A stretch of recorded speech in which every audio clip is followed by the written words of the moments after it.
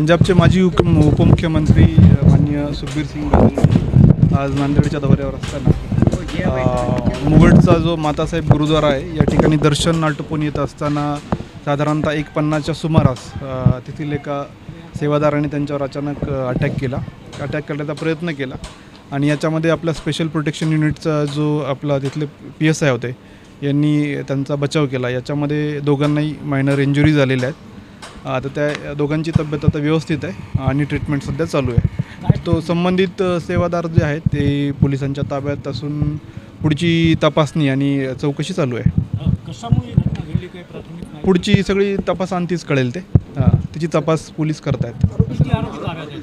Details जे आहेत ते तपासानंतरच कळतील। सध्या तरी त्यांची तब्येत त्यांच्या राईट फोरआर्मला एक 4-5 सेंटीमीटरचा एक वाउंड आहे।